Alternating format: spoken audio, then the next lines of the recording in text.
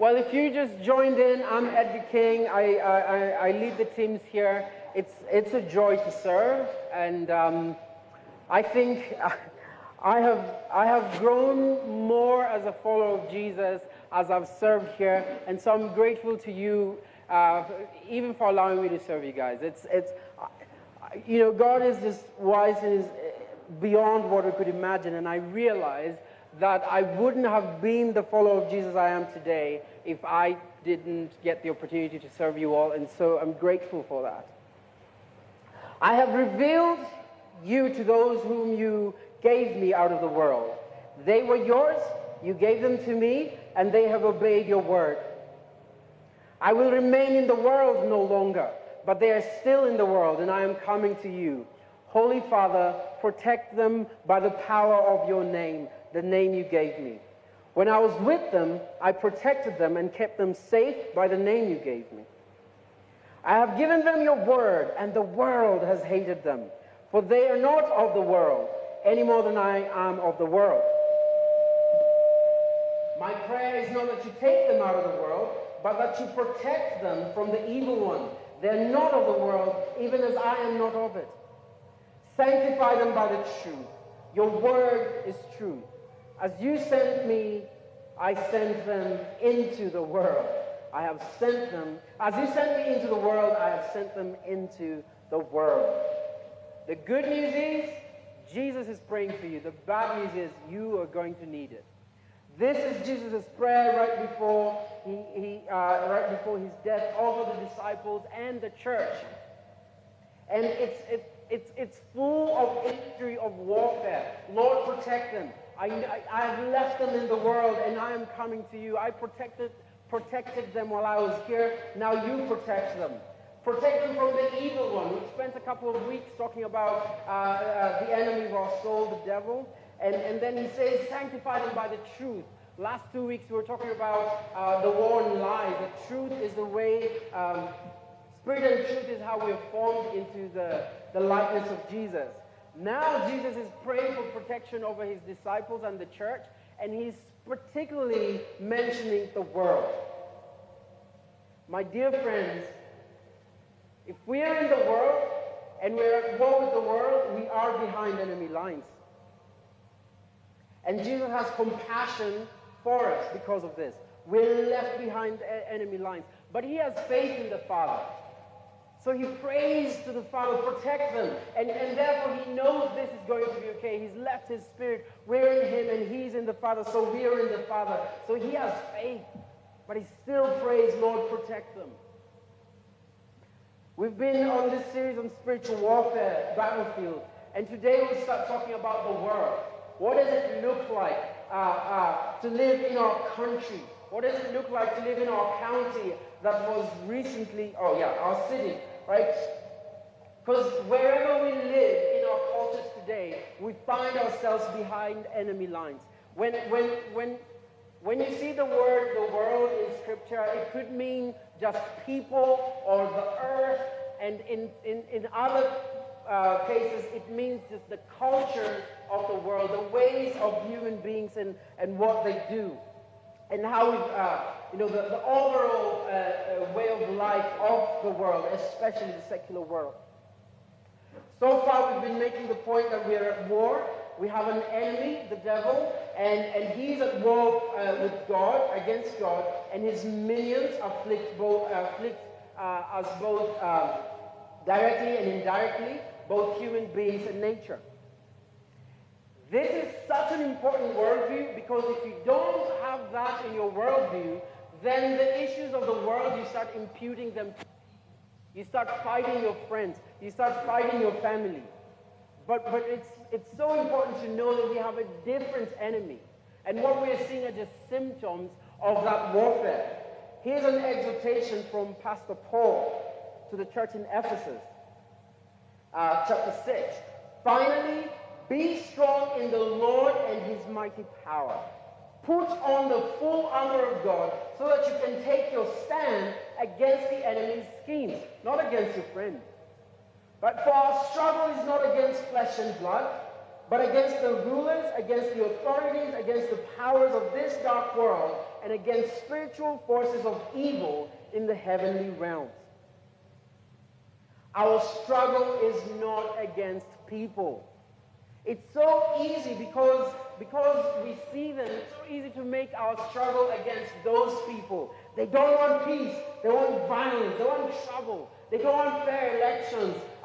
It's so easy to make our struggle about your neighbor because they believe differently. They're liberal, or your mom because she's so conservative. She doesn't get how things work nowadays. It's so easy to make it the struggle about your boss because they support Ryla, or your brother because of his addictions. It's even easy right now to make it about Russia and China. And those people are like, oh, these countries are antagonistic. Well, thanks to Hollywood. But, anyway, sorry, I am getting carried away. But this is just in the foreground. This is just what we see. The issues we see are just symptoms of what is going on in the spiritual realm. Your brother is not your enemy. They might sound different. They might vote differently. They might have a different creed, but your sister is not your enemy. So Paul says our fight is not against flesh and blood. And instead, it's against spiritual forces of evil in the heavenly realm. So are we fighting against rulers? Are we fighting against authorities and power? We're fighting against authorities and powers of this dark world. So when he says that we're fighting against rulers, does he mean, well, let's make sure Uhuru's government goes down, and let's make sure Ruto never gets to power? Or maybe is he talking about the collective government, our county government, the government of the city? Or is it against the UN and the New World Order agenda? Or is it against NATO and the expansionist theorem that Russia claims has caused all this trouble? Or is it against China and their Belt and that?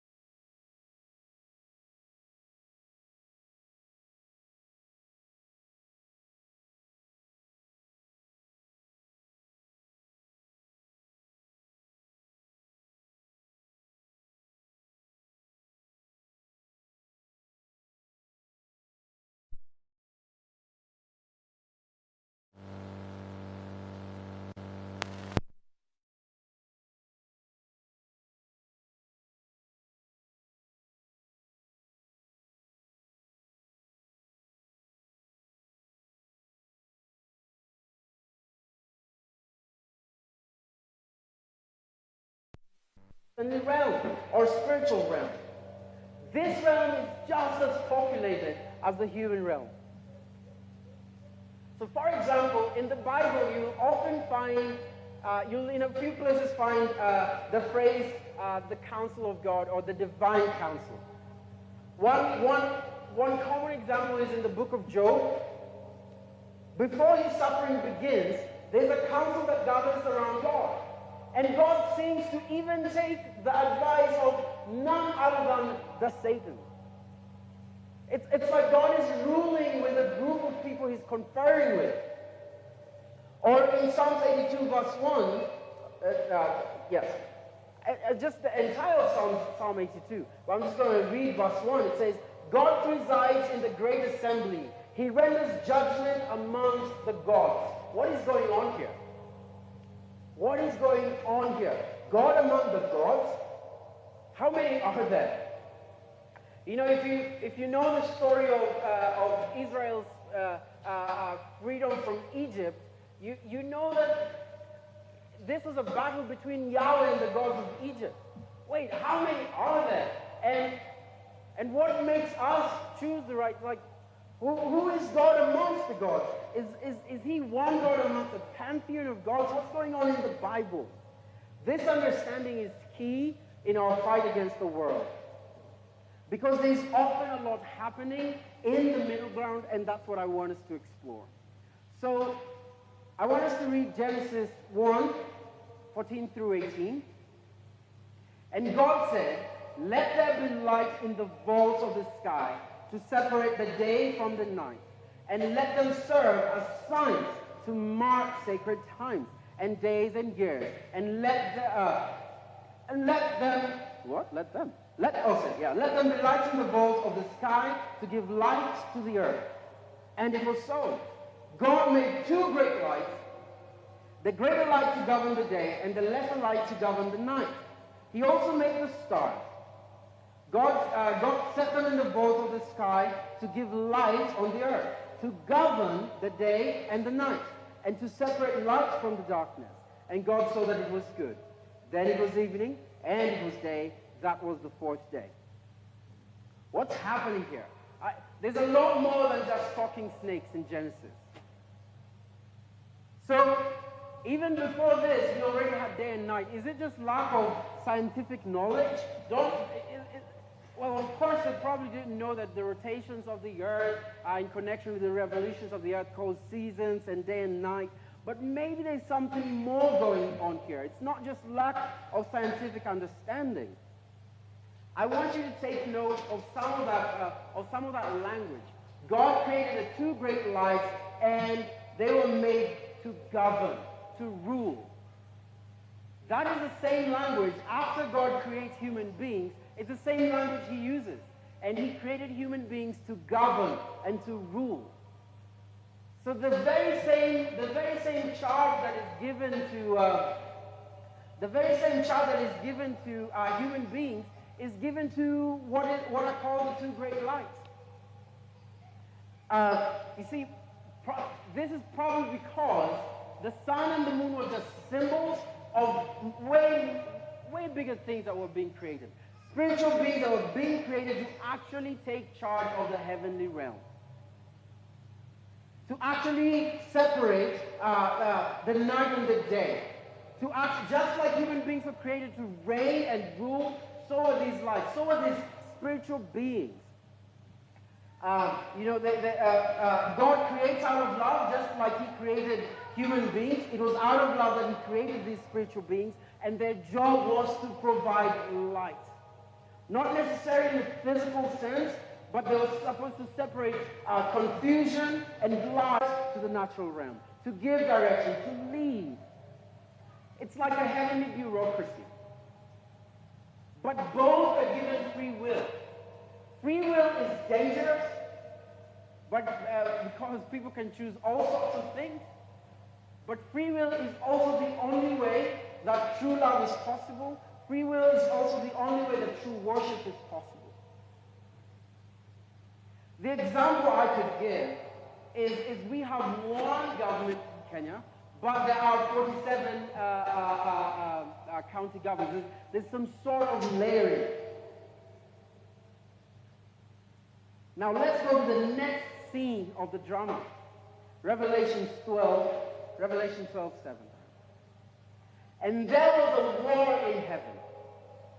Michael and his angels fought against the dragon, and the dragon fought against his angels. And there's a whole description of what goes on there. This is exactly what's happening in the middle ground. So God created spiritual beings, and then there's a war in the heavenly realm. There's a war in the middle ground. These creatures rebel, some of these creatures rebel against God. In the heavenly realm, there's a rebellion. In the middle ground, there's a rebellion. Satan leads some of his minions into rebellion against God. So when we get to the story of Eve, which we read the last 2 weekends, it's a continuation of what's been happening. Remember the lie the enemy tells Eve. You will become like God. What the Satan is essentially saying is, you can join this rebellion. You too can join the heavenly council. You too can become like us. So he's led a rebellion, and what is happening with Eve is that he's sort of recruiting human beings into his rebellion. This is why he tells Eve, disobey the command and you'll become like God, like the gods. This is why when we meet Paul, many, many years later after this literature is written, when we meet Paul, he's careful to tell people, we are not at war with people, with other human beings. We are not at war with each other. Instead, there was a rebellion in the heavenly realm, and that's where the forces of evil at play in the heavenly realm. That's where our war is. All these other things we see are symptoms of what's going on in the spiritual realm. Have you noticed that we could change our entire parliament, and the new ones will behave the very same way the last ones behaved? It's like Parliament itself has a spirit of its own. You know, one famous member of Parliament fought for justice and you know, did such good work, and then went to Parliament and was never heard of again. It's like something happens when you go there. You know, the trouble of oppression of women was not just a problem in the Luo culture. It was also in the Kikuyu and the Kalenjin and Maasai culture. It's like these cultures have a mind of their own. You move from one to the other, and some of the troubles are just the same. And guess what? It's not even a Kenya problem. You know, the problem with organized religion, you know, you switch church and go to another, and you find that some of the issues are the same. There are spiritual forces behind all these things. So, God created the middle ground, or what Paul later calls the elemental forces, or what he, in the scripture we just read, calls the forces of evil in the spiritual realm, to help rule over the natural realm and give direction.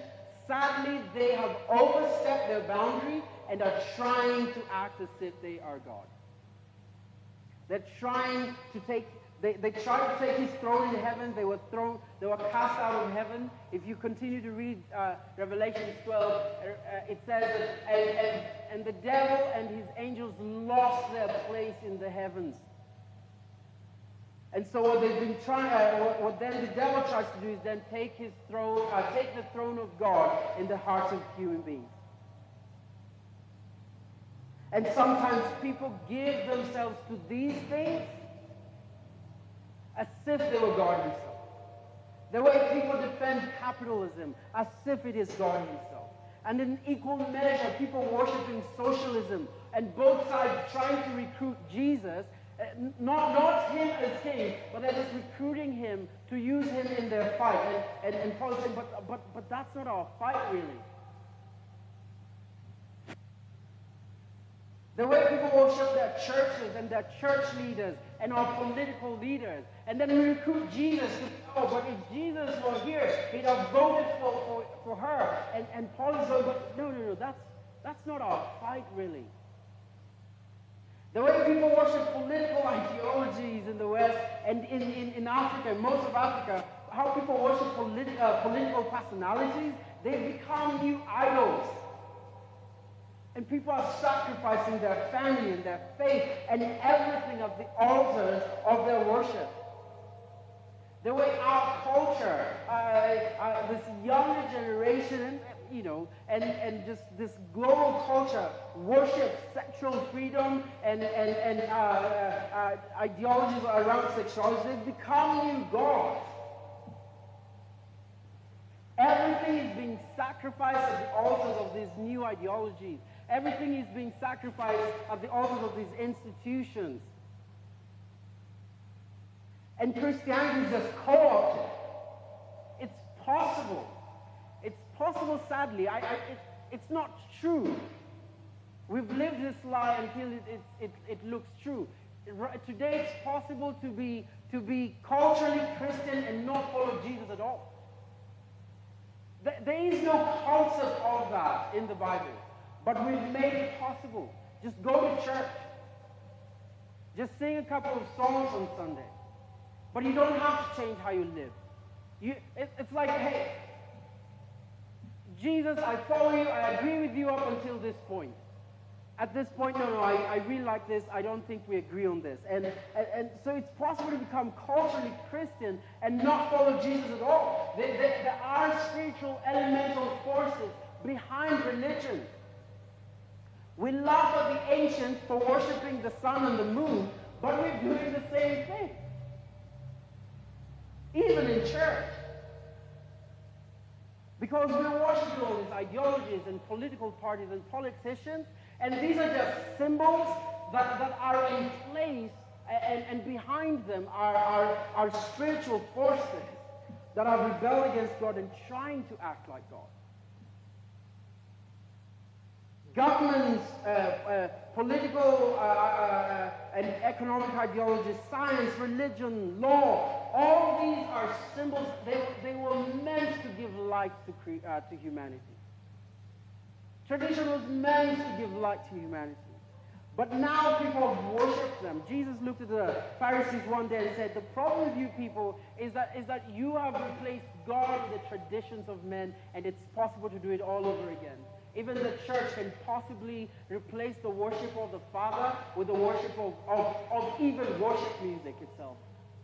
It's possible, and it grieves the Father's heart. And the propaganda that is sold is that now we know better. We do not need God. All the world needs is sexual freedom. All the world needs is democracy. All the world needs is tame religion because too much religious fervor is dangerous. All the world needs is capitalism. All the world needs is media freedom.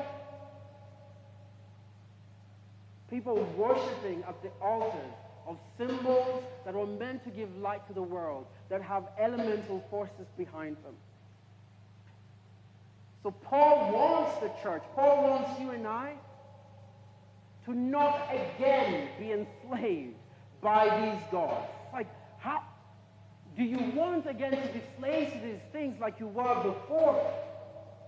Here's what Paul is telling you and I. Here's what Pastor Paul would say to Trinity Vineyard. Be careful how you engage with the world, how you engage with politics, how you engage with economics, how you engage with sexual ethics, how you engage with religion, how you engage with governance, how you engage with the media. Be careful how you engage with all these things. Let us be aware that there are elemental forces behind them. Our fight is not with that journalist you don't like.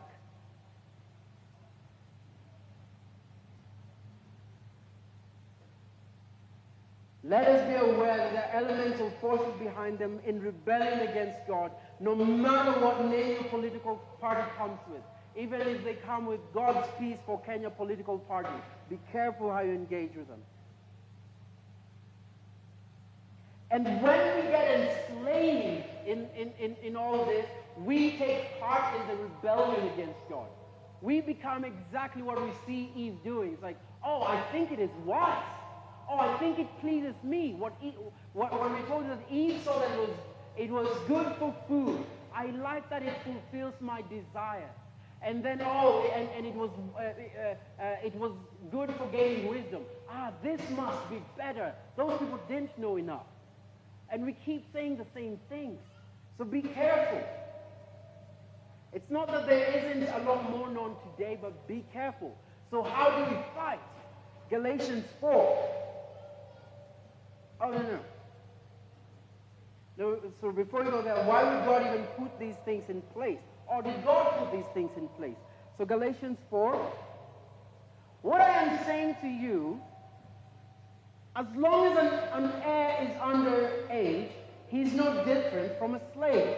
Although he owns the whole estate, the heir is subject to guardians and trustees until the set time by his father. So also, when we were underage, we were in slavery under the elemental spiritual forces of this world. But when the time had fully come, God sent his son, born of a woman, born under the law, to redeem those under the law, that we may receive adoption into sonship. Because you are his sons and daughters, God sends the Spirit of his Son into our hearts. The Spirit who calls out, Abba, Father. So you are no longer slaves, but God's child. And since you're God's child, God has made you also his heir. So here is the idea that at some point we needed those. It was better to have these things in place: religion, tradition, government, all these things, than fall into chaos. But after right time, we are God's image bearers. His design has always been that we will rule alongside him. But we needed intermediates before our maturity. This is what Paul is saying. I think that's why you see this spiritual realm created to guide nature. It's the what Paul is saying is a version of, well, it's exactly this, but it sounds different when I say it this way. When a rich parent dies, and then uncles of the child come in as guardians, and they're supposed to take care of the child and the property until the child is ready to do it on their own. Sadly, we all know one or two people here, at the very least, who the story didn't go as planned. This uncle started selling a piece of land there, started selling properties there. They stopped acting in the good interest of the child. This is exactly what happened with the elemental forces. They were created for good, because God creates good. Then they rebelled against God and started acting against our good. So at the right time, Paul says, Jesus is revealed. Jesus comes and wins the battle. He is our king, leading us against battle, against the elemental forces. He's our prince, but he's won the battle already.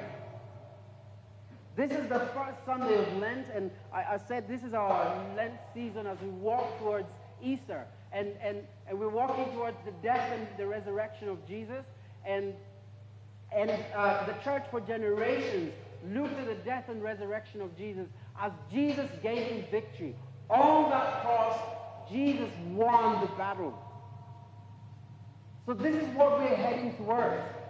Here's how Paul puts it in Colossians 3:15. And having disarmed the powers and authorities, he made a public spectacle of them, triumphing over them by the cross. Paul is telling this same story in different letters. That you see, all these powers that have traumatized human beings, Jesus has won against them. He didn't just win the battle, he's made a public display of them. He's shamed them. Here is the good news. The elemental forces of evil have lost. So we can be behind enemy lines, but know that we are victorious. The middle ground has been disarmed. All the kingdoms of the world have become the kingdoms of our God. Why not call the band back on stage as we finish? So although we are behind enemy lines, we stand in Jesus as sons and daughters victorious because he has won the victory. Right? Before Jesus' death and resurrection, he would say, all authority on earth has been given to me. A massive difference after his resurrection. He said, all authority in heaven and on earth. This is why Paul writes later, Jesus has defeated the elemental forces of the heavenly realm and made a public spectacle of them. He's referring to Jesus' words, all authority in heaven and on earth has been given to me. He has won the victory. So the question is, how do we fight while we are still behind enemy lines? 2 Corinthians 10, 3-5. For though we live in the world, for though we live in Nakuru, for though we live in Kenya, for though we live in a war-torn world, for though we live in a world that worships under the altars of different gods, for though we live in the world, we do not wage war as the world does. The weapons we fight with are not the weapons of the world. On the contrary, they have divine power to demolish strongholds. We demolish arguments and every pretension that sets itself up against the knowledge of God. And we take captive every thought to make it obedient to Christ. You are behind enemy lines. You will engage with the world. You will engage with politics. Kenya is having, we're having our general elections this year. You will engage, and I encourage you to engage. You will engage in all sorts of things in the world, tradition, in our culture, in ideologies. But we must engage with all this through God's Spirit, looking at every idea through the lens of Jesus Christ. Paul says our job is to demolish arguments, to demolish ideas. The last 2 weeks we've been saying the enemy traffics in ideas, traffics in lies. So our job is to demolish every idea that tries to put itself up above the knowledge of God. And you will meet them. You will meet them in our culture. You will meet them in our politics. You will meet them in our governments. You will meet them in our traditions. You will meet them in religion. You will meet them in church. You will meet ideas that are trying to set themselves up above the knowledge of God, and we are supposed to demolish them. Now, the kicker is, I don't know if it's a kicker or but the truth is, some of those ideas will be interesting to you. You will like some of those ideas.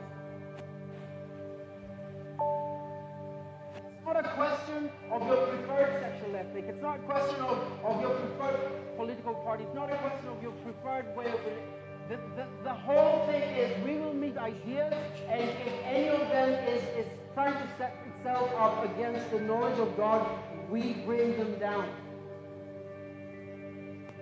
And as it finishes, it says, take captive. It's warfare language. You take captive of enemy combatants. Take captive of every thought.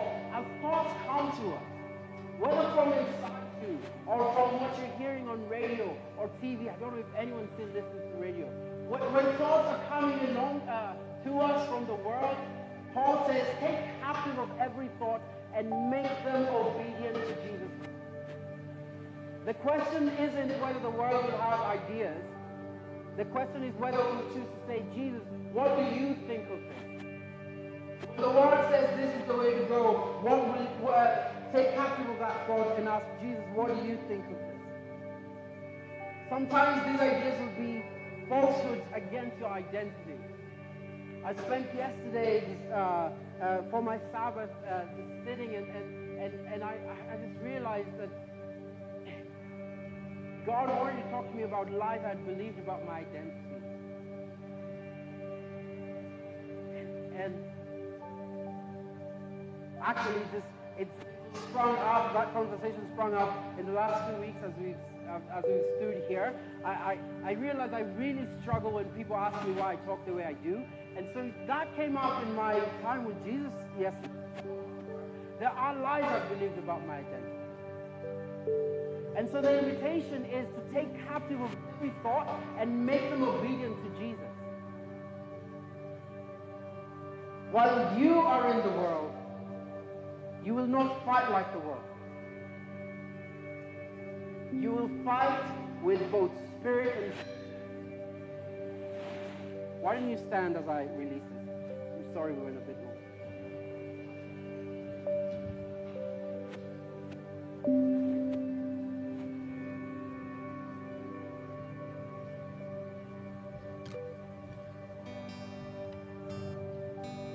band is going to continue in worship, and you are invited.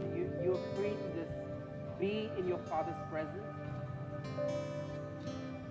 And I would encourage you to spend a bit of time. Maybe there are certain thoughts that have come to mind now. Will you ever be free of this addiction? Will you ever make it? Do you mean anything? Or even just things you've believed about what is right and wrong, and maybe they've come up now. Why don't you spend some time just taking them captive and asking Jesus, what do you think about them? But as I release you, you're free to go if you need to. There is tea at the back. And so please have a cup of tea. Say hi to someone. And we'll see you again next week. So Lord, we are so grateful that because Jesus is King and He has inherited all the kingdoms of the world and you have made us heirs with Him, how could this be? How could this be that you'd create us a little lower than the gods, yet crown us with glory and honor? How could this be? So Lord, we receive our identity. We receive our identity as your sons and daughters. And now I ask that your Spirit breaks off every lie that's held on to us. For the lies that are tearing our chests apart about our family, about what's good and what's bad, about our nation. We just ask you to tear those ones down and give us truth, whisper truth to us now, even as we just spend a bit of time in your presence. I bless you now to go into this city, to go into the world, and remember the words of Jesus, that as the Father sends him into the world, he sends you. And remember that you are not any more of the world than he is. I bless you that the Holy Spirit will remind you of Jesus' encouragement when he finished his prayer and said, take courage, I have conquered the world.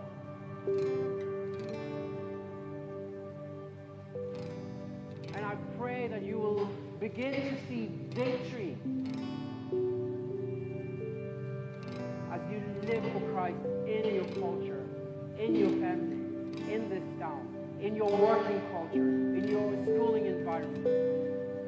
I bless you now in the name of the Father, the Son,